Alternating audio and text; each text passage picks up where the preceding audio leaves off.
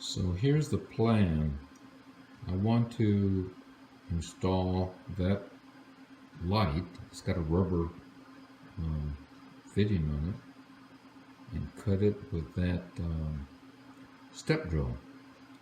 And I'm going to cut it right there, and I'm going to stick it through the hole, hopefully, and pull it out, pull the wire out. Okay, that step drill really goes in nicely and does it really quickly. Just don't over drill. And then what I did there is I just put some weather strip, black weather strip, and it should dry and it should be pretty permanent, and there shouldn't be any leak or anything. Now this is what it looks like with the lights on.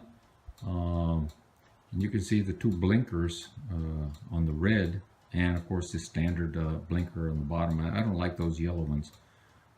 So it gives it a different look. I'm going to take another video later today when it gets dark.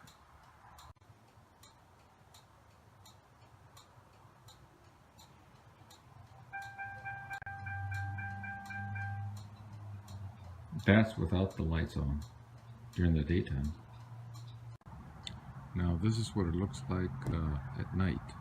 Now this is all I used. I got those little lights. I got the 5 for $12.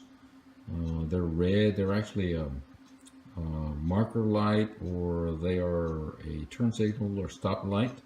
It's got 3 wires on it, and I just connected the white and the red together. And then what I did is I took the back lights out, and I used one of those step drills, and it goes fast. I mean, it really goes fast and nice and clean.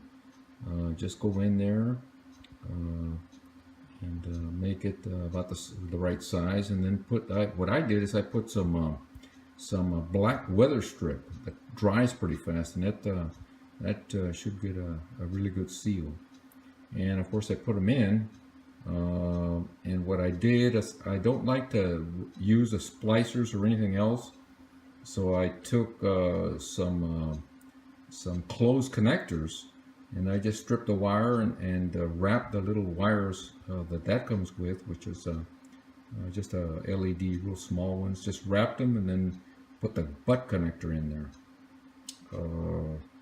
Then taped it up.